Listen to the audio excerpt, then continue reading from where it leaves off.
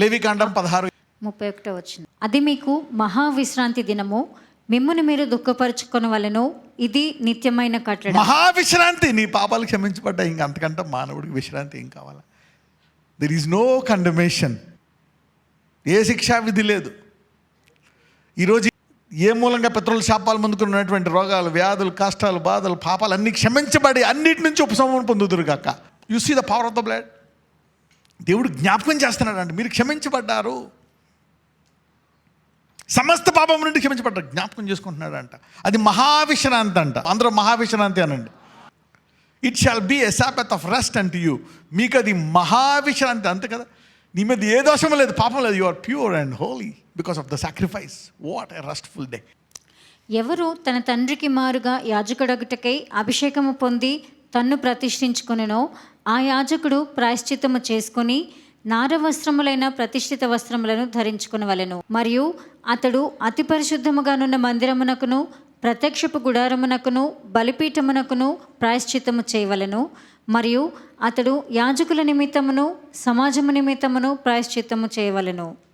సంవత్సరమునకు ఒకసారి ఇశ్రాయేలీయుల సమస్త పాపములను బట్టి వారి నిమిత్తము ప్రాయశ్చిత్తము చేయుటకు ఇది మీకు నిత్యమైన కట్టడ. యెహోవా మోషేకు ఆజ్ఞాపించినట్లు అతడు చేసెను. అంటే ప్రతి సంవత్సరం దీని తర్వాత నువ్వు జ్ఞాపకం చేసుకోవాలంట, నా పాపాలన్నీ, ఈ సంవత్సరం పాపాలన్నీ పోయే. But still they want to do their best. అవునా కదా? యా, దేవుడు అందుకే అంటాడు, హృదయాంతరంధ్రములను ఎరుగువాడు. ఆయన ఒక మాట అంటాడు, he want you to know truth in the inward parts. ఆయన నువ్వు ఎక్కడ తెలుసుకోవాలంట సత్యము? నీ హృదయాంతరంధ్రముల్లో సత్యం తెలుసుకోవాలంట. అంటే వచ్చిన తలంపుతోట యుద్ధం చేసి దాన్ని ఎలగొట్టేయాలంట. Even they should fight with the thoughts. అతను you saw something, fight with your thoughts. You see that. అప్పుడు అంతరంధ్రంలో ఏముందంట? సత్యం. అందుకే కొన్ని శోధనలు ఎందుకు వస్తాయంటే ఇంటర్నల్ ప్యూరిఫికేషన్ కోసం వస్తాయన్నమాట. అందుకే knowing the route and prophetic discernment is very very important. నా సంవత్సరానికి ఒక్కసారి చేసిన దానికి ఒక 7వ నెల 10వ రోజు ఎలా జ్ఞాపకం చేసుకోవాలా అని దాని విషయమై ప్రత్యేక నిత్య కట్టడ చేస్తే ఇక ఒక్కసారే బలి అయిపోయి ఇక జీవితాంతము జ్ఞాపకం చేసుకుందనే యేసయ్యకి ఎలా జీవించాలి? How much thankful you should be. You can't even digest that he has forgiven your sins. Life time సాక్రిఫైస్తో ఫర్గివ్ చేస్తున్నారు, మరి జీసస్ని ఎందుకు అలా యాక్సెప్ట్ చేయలేరు? ఇప్పటికీ struggle like fish from the sea and put it on the shore. Yet this is true. అందుకే దేవుని ప్రేమ, తల్లి ప్రేమ కంటే వేల రెట్లు గొప్పదని డైజెస్ట్ చేసుకోలేడు మానవుడు. అందుకే హోలీ స్పిరిట్ కావాలా. Man's brain and man's heart cannot digest the mercy of God. అందుకే ఆయన కృపా సత్య అందుకే పౌలు అంటాడు, Lord I want to know your love, the depth, the height, the width and the breadth, and I didn't know. It's too much, my God. ఇంత కృపామయుడువా. You see now, may we digest it from today. What a glorious grace from the covenant. ఎంత కృప మనం తీసుకొస్తున్నాం. You see now, sometimes every day you need to say thank you God for forgiving. అలా చేస్తే your future will be more righteous, more holy and more pure. అంతేగాని ఇంకా చేసేయడానికి కాదు. Grace is not license to sin. ఎందుకంటే మనలో ఎవరున్నారు? అది మన మనస్సాక్షిని చాలా గొప్పగా శుద్ధీకరిస్తుందంట. The power of the blood will not make you a hypocrite, will not leave you as a hypocrite. నిన్ను ఒక వేషధారిగా విడిచిపెట్టదు అది. ఆ రక్తము ఎంతో గొప్పగా మన మనసాక్షిని ఏం చేస్తుందంట? శుద్ధి చేస్తుంది. It will purify. నమ్ముతారు పవర్ ఆన్ ద బ్లడ్లో. లేవు అంటే బ్లడ్లో పవర్ లేదనుకుంటున్నావా? No, there is power in the blood. Wonder working power, not just for miracles. మనస్సాక్షి అంటే మళ్ళా చేయకూడదు, నేను నా దేవునికి నేను చక్కగా విశ్వాసముతో వీటిని జయించి ఇంకా నీతిగా పరిశుద్ధంగా ఉండాలి అనేటువంటి హృదయం డెవలప్ అవుతుంది. కానీ మళ్ళా చేస్తా, మళ్ళీ ఏముంది క్షమాపణ అడిగేస్తా. నో, నాకు తెలిసి రక్షింపబడిన ఏ విశ్వాసి అలా ఉండడు భూలోకంలో. They won't be. You cannot find a single believer who's like that. He will repent and he wants to do the best for the future. అతను పడిపోయినా కానీ లెగిసి మళ్ళీ నేను ఇంకా బాగుండాలనే తలంపుంటాడో కానీ నిజమైన విశ్వాసి, కృపను దుర్వినియోగం చేసే విశ్వాసి నాకు తెలిసి ఒక్క విశ్వాసి కూడా ఉండడు. Because of the power of the Holy Spirit. మనిషి మీద నమ్మకం కాదు. ఎవరి మీద నమ్మకము? అతన్ని యేసుని నమ్మాడు గనక అతనిలో ఉండే పరిశుద్ధాత్మ, the Holy Spirit, it will convict your righteousness. నువ్వు నీతిగా లేవు అని కన్విక్ట్ చేస్తుంది అంట. నేను నువ్వు పాపమని కాదు, నువ్వు నీతిమంతుడు కదా, ఎందుకు పడిపోయావని జ్ఞాపకం చేస్తుందండి. అంతమందికి అర్థమైంది ఇది. It will convict you of your righteousness. You see that the Holy Spirit will convict you. Holy Spirit 3 విషయాలు చెప్తుందండి. Let me even just tell you a bit about the Holy Spirit. ఒకసారి వెళ్ళండి, go to those 3 things. John 16, the Holy Spirit will convict you of 3 things. Let us read. 3 ఉన్నాయి, ఎక్కడి నుంచి చదవండి. Okay, 7 నుంచి. అయితే నేను మీతో సత్యము చెప్పుచున్నాను, ఆ. నేను వెళ్ళిపోవుట వలన మీకు ప్రయోజనకరము. నేను వెళ్ళిపోయటం వలన మీకు ప్రయోజనకరము. నేను వెళ్ళని ఎడల ఆదరణకర్త మీ యొద్దకు రాడు. ఆ. నేను వెళ్ళిన ఎడల ఆయనను మీ యొద్దకు పంపుదును. ఆ. ఆయన వచ్చి పాపమును గూర్చియు నీతిని గూర్చియు తీర్పును గూర్చియు లోకమును ఒప్పుకొన చేయును. 3 విషయాలండి. ఒకటి పాపము, ఇంకొకటి తీర్పు, లోకము. Alright, the world of sin and of righteousness and of judgement. Right, చూద్దాం. లోకులు నా యందు విశ్వాసం ఉంచలేదు గనుక పాపమును గూర్చి. ఏంటంట పాపం? ఏంటంట? నువ్వు పాపాలు చేసావని కాదు. ఏది పాపం అని చెప్తున్నాడు ఇక్కడ? What is sin? నా యందు విశ్వాసము, నా త్యాగమందు, నా బలియందు, the past present and future అందు విశ్వాసం ఉంచలేదు కనుక నీలో ఇంకా ఏముంది? That is the sin of the world.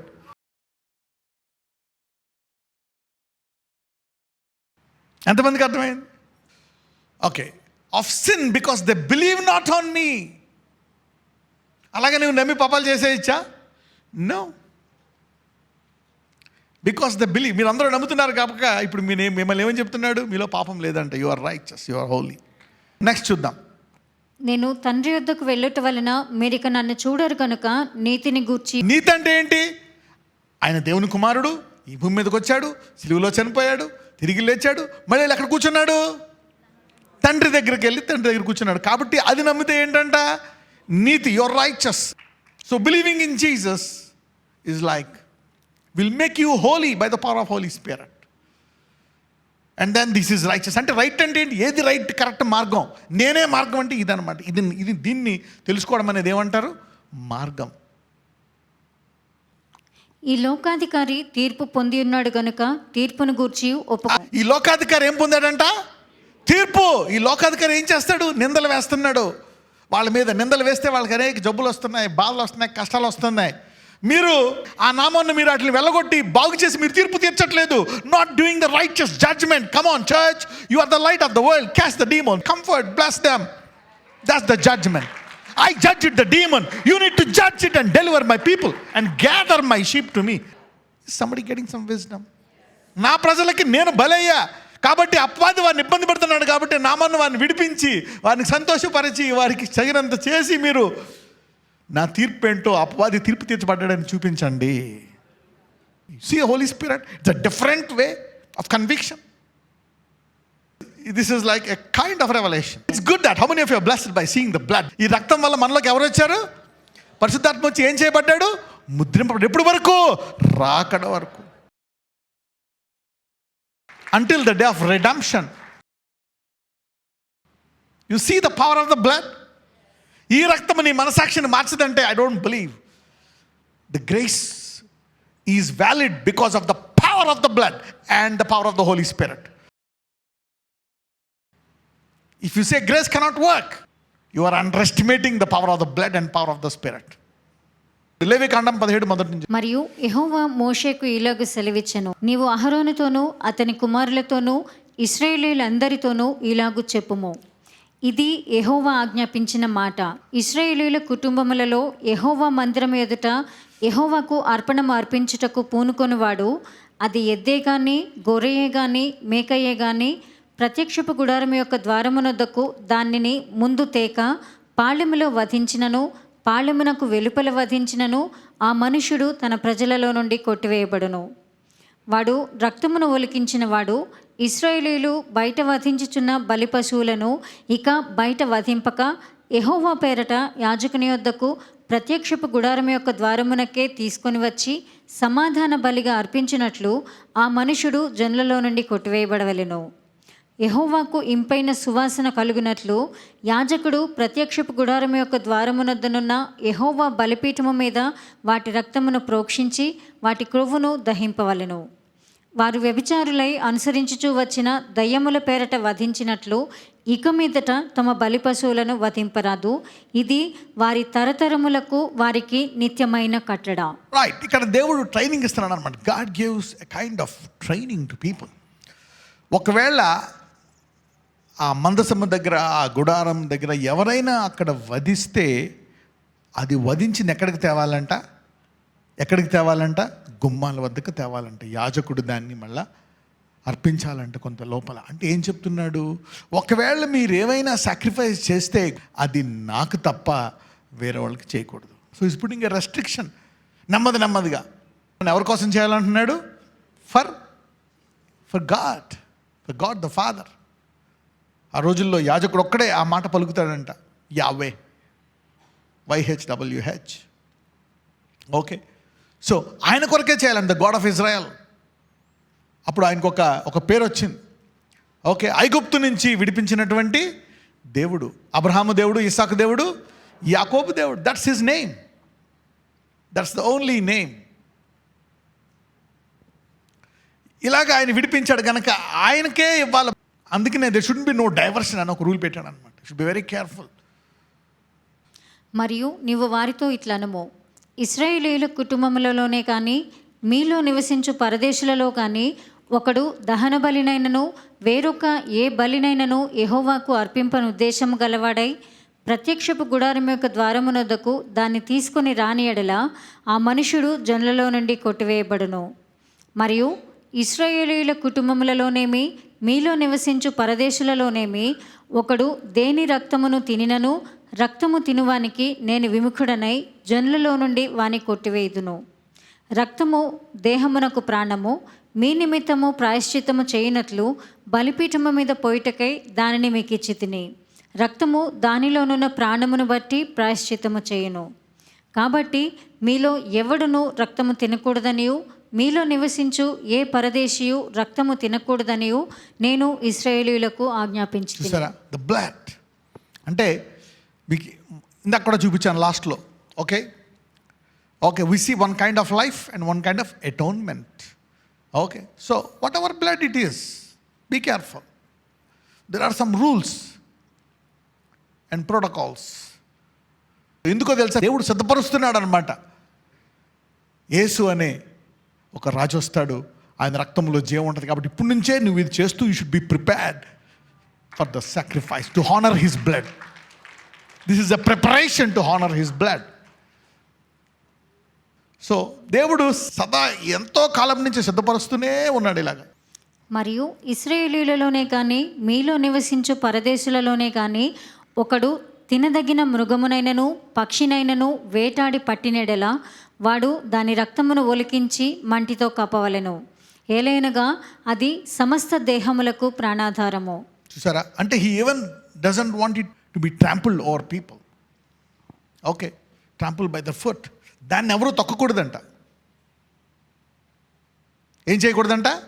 అందుకనే దాన్ని ఒక గొయ్యి తీసి అక్కడ వేసి ఏం చేసేయాలంటే దాన్ని దేంతో కప్పేయాలంట? మట్టితోటి. Life you cannot trample the blood. దాని రక్తము దాని ప్రాణమునకు ఆధారము. కాబట్టి మీరు ఏ దేహ రక్తమును తినకూడదు. వాటి రక్తము సర్వదేహములకు ప్రాణాధారము. దానిని తిను ప్రతివాడును మరణశిక్ష నొందునని నేను ఇశ్రాయేలీయులకు ఆజ్ఞాపించి. ఈ భూమి మీద రక్తము ఈ భూలోకములో ప్రాణాధారము, కానీ యేసయ్య రక్తము ఈ భూమి మీద యుగయుగములకు నిత్యత్వానికి ప్రాణాధారం. You see the power of the blood. మరియు కళేబరమునైనను చీల్చబడిన దానినైనను తిను ప్రతివాడు దేశమందు పుట్టినవాడేనేమి పరదేశీ ఏమి కానీ వాడు తన బట్టలను ఉతుకుకొని నీళ్లతో దేహమును కడుక్కొని సాయంకాలం వరకు అపవిత్రుడగును, తరువాత పవిత్రుడగును. చూసారా? ఆ రోజుల్లోనే దేవుడు చెప్తున్నాడు, చనిపోయాను కనుక ఎందుకు ముట్టుకోవద్దు అసలు. అయితే వాడు వాటిని ఉతుకుకొనకయు తన దేహమును కడుక్కొనకయు ఉండినేడలా వాడు తన దోష శిక్షను భరించును. యా, ఒక రకంగా చూస్తే దేవుని వాక్యంలో ఒక వాక్యము 1,00,000 మంది చదివితే దేవుడు 1,00,000 మర్మాలు బోధిస్తాడు. యూనో 1,00,000 సార్లు చదివిన the word of God has infinite meanings and divine revolutions. 18 మొదటి నుంచి చూద్దాం.